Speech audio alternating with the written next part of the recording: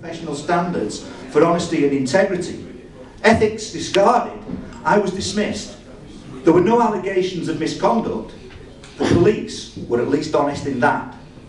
My case for unfair dismissal went from the Sheffield Employment Tribunal to the Royal Court of Justice, whereupon my case got closed down. Assessing the veracity of my analysis on 7/7 was avoided in the courts at all costs. That the police were asking me to lie about my own analysis of threat, as per my assignment, was of no consequence to the judges. How were my employments not asking me to bear false witness? They said I was genuine. At the tribunal, my former employers stated that I had left them with a huge dilemma. That concerned a stark option between opening a file on the former Prime Minister Tony Blair or sacking me. Correct about their options, they were morally wrong about the decision. In the year following dismissal, I became known as a whistleblower, exposing police and judicial corruption. These days, I communicate with the Chief Constable of South Yorkshire Police, David Crompton. I attended his public talk earlier this year on police corruption. This too was ironical, as the Chief spoke of the need for whistleblowers, not appreciating that the one his force had was sitting in front of him in the audience.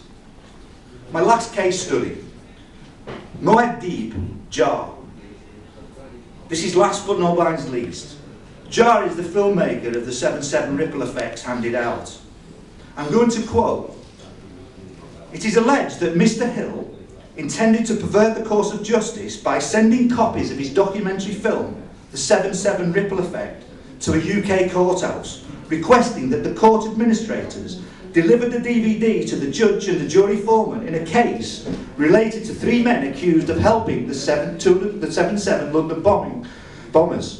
All 3 men have since been found not guilty on those charges. However, as a result of posting the DVDs, of which you've all got copies of, Mr. Hill now faces extradition and a possible life sentence in the UK." End quote. By way of background, Mr. Hill, who is John Anthony Hill Jar, Muad'Dib, was extradited and imprisoned for England for 157 days. That was before being found not guilty for the politically motivated malicious charge of perverting the course of justice. What Muad'Dib did was an amicus curiae, a friend of the court, and was totally ethical and lawful. This was in stark contrast to the unlawful and unethical way he was treated by the legal system. All Muad'Dib did was to send copies of his 7/7 Ripple Effect film to a UK courthouse. This was in an effort to prevent a miscarriage of justice.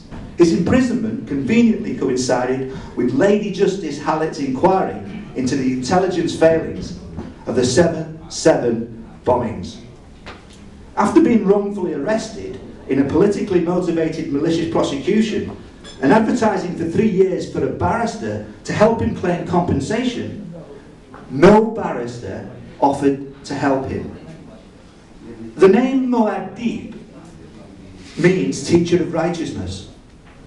On the 13th of June 1988, Muad'Dib Jar Christ, having been born in Sheffield the 22nd of April 1948, coinciding in prophecy with the creation of the Jewish state of Israel, served a High Court writ upon the British Parliament in the city of Sheffield, where his new body had been born in 1948, as prophesied, demanding that he be acknowledged by Parliament as the rightful British king. Just as happened 2,000 years ago when Christ was rejected by the house of Judah, Christ was again rejected, but this time by the other branch of Israel's children, the house of Israel. Using fraudulent legislation to deny Christ his rightful throne in 1988 was also totally unethical. The sovereignty and jurisdiction of all courts in the UK are derived from swearing an oath to the Queen. At her coronation, the Queen swore on the Holy Bible that she would, to the utmost of her power, maintain the laws of God and true profession of the gospel. The following extract is a sample of Jar's challenge document. It is a lawful argument against sovereignty and jurisdiction. It is bulletproof. If you doubt that, there's copies of the challenge document here today that have been handed out. The person who purports to be Queen has never in fact rightfully or lawfully been crowned as the sovereign. The knowledge stems from the fact that the coronation stone, the stone of destiny, Jacob's pillar, that Elizabeth was crowned upon in 1953, was fake. Therefore, never having been lawfully crowned, she has no authority.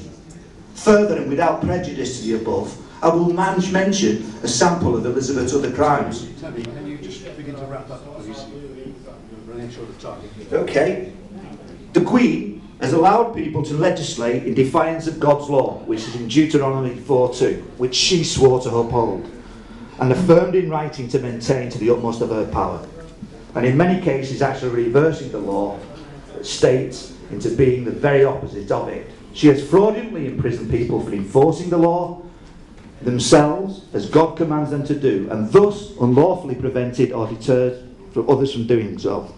And finally, she has given royal assent to thousands of acts of parliament and thus broken the law against legislating thousands of times. The very first time she gave royal assent to any act of parliament or any piece of legislation or allowed parliament to anyone to legislate